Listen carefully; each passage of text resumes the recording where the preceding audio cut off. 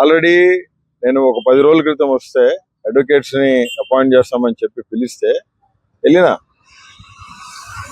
జగన్మోహన్ రెడ్డి గారు పార్టీ ఆఫీసులో ఉన్నప్పుడేమో నువ్వు పెద్ద నాకు పార్టీ చేసాడు, నువ్వు అసలు చాలా మంచి సబ్జెక్ట్ ఉన్నోడివి, నువ్వు మాట నేను చెప్పాను. నా లైన్ మార్చేశాను, నా ఇంట్లో వాళ్ళని బూతులు తిట్టారు, నా భారతమ్మని తిట్టారు, భారతమ్మని క్యారెక్టర్ అసాసినేటెడ్ గా మాట్లాడారు.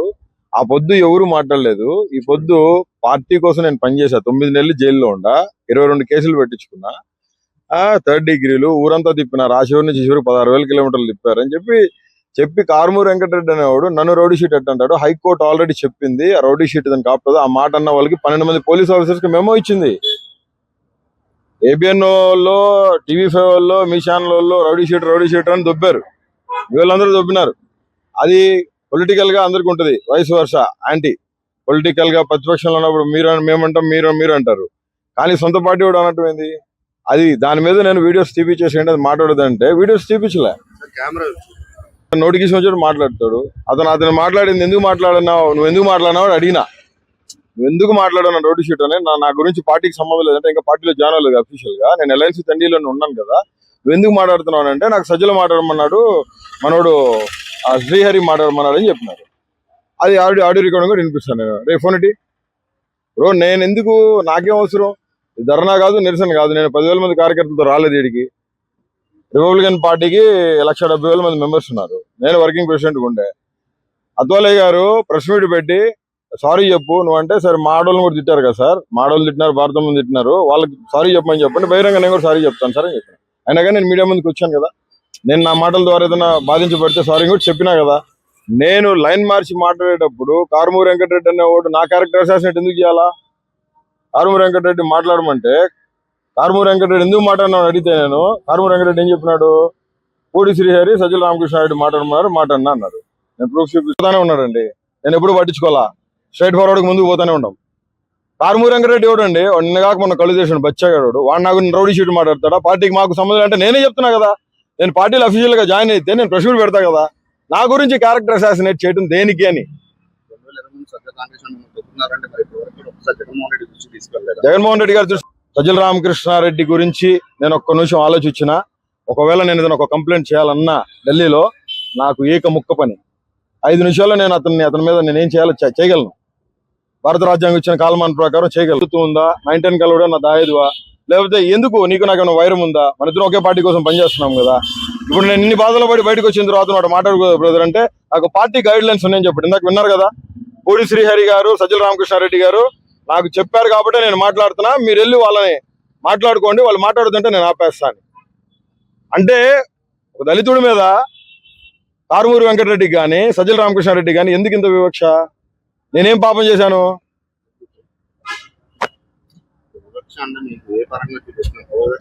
తెలియదండి, ఆయనకి మనసులో ఉంది, ఎవరికి తెలుస్తుంది. నిన్న పిలిచాడు, పోయినా 10 రోజుల క్రితం, ఎవరు నువ్వు అన్నాడు. ఆయన దగ్గర ఉన్న సలామతుతో పిలిపించినాడు, పోయినా.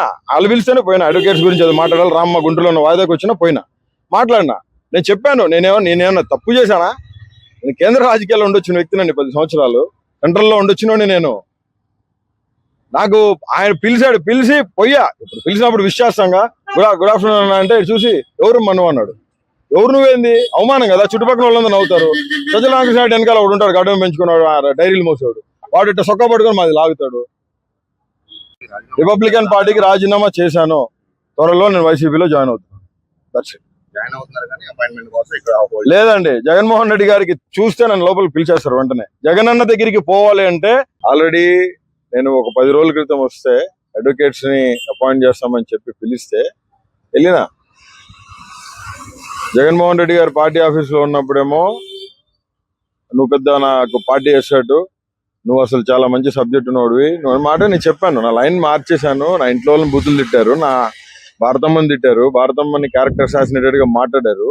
ఆ పొద్దు ఎవరు మాట్లాడలేదు. ఈ పొద్దు పార్టీ కోసం నేను పనిచేసా. 9 నెలలు జైల్లో ఉండా, 22 కేసులు పెట్టించుకున్నా, 3rd డిగ్రీలు, ఊరంతా తిప్పిన, రాశివరి నుంచి చివరికి 16,000 కిలోమీటర్లు తిప్పారని చెప్పి కారుమూరి వెంకటరెడ్డి అనేవాడు నన్ను రౌడీ షీట్ అంటాడు. హైకోర్టు ఆల్రెడీ చెప్పింది ఆ రౌడీ షీట్ దానికి కాకపోతే. ఆ మాట అన్న వాళ్ళకి 12 మంది పోలీస్ ఆఫీసర్స్ కి మెమో ఇచ్చింది. ఏబిఎన్ లో, టీవీ5 లో, మీ ఛానల్ లో రౌడీ షీట్ అని దొబ్బారు. వీళ్ళందరూ దొబ్బినారు. అది పొలిటికల్ గా అందరికి ఉంటది, వయసు వర్ష యాంటీ పొలిటికల్ గా ప్రతిపక్షంలో ఉన్నప్పుడు మేమంటాం మీరు అంటారు, కానీ సొంత పార్టీ కూడా అనటం ఏంది? అది దాని మీద నేను వీడియోస్ తీపిచ్చేసి అది మాట్లాడదంటే వీడియోస్ తీపిచ్చలే, నోటికి వచ్చాడు మాట్లాడతాడు.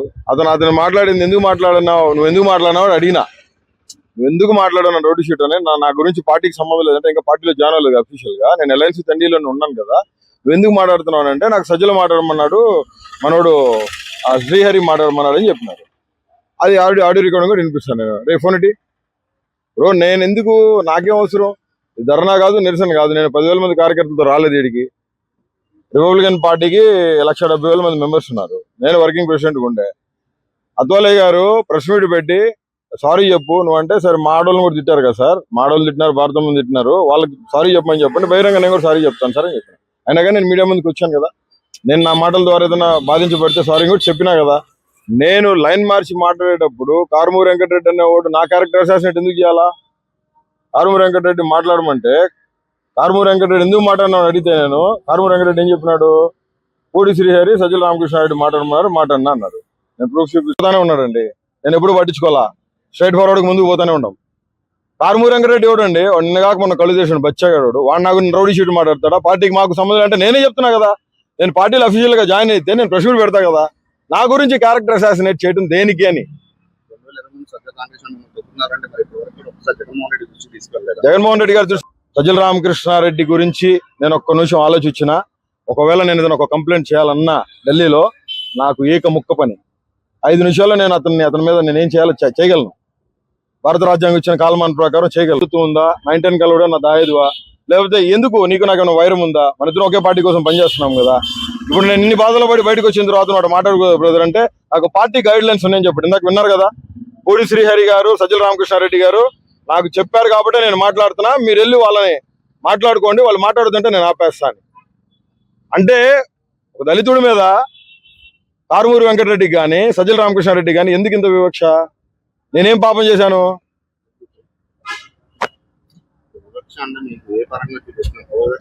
తెలియదండి, ఆయనకి మనసులో ఉంది, ఎవరికి తెలుస్తుంది. నిన్న పిలిచాడు పోయినా 10 రోజుల క్రితం, ఎవరు నువ్వు అన్నాడు, ఆయన దగ్గర ఉన్న సలామతుతో పిలిపించినాడు, పోయినా వాళ్ళు పిలిస్తేనే పోయినా. అడ్వకేట్స్ గురించి అది మాట్లాడాలి, రామ్మ గుంటూరులో ఉన్న వాయిదాకి వచ్చినా పోయినా మాట్లాడినా.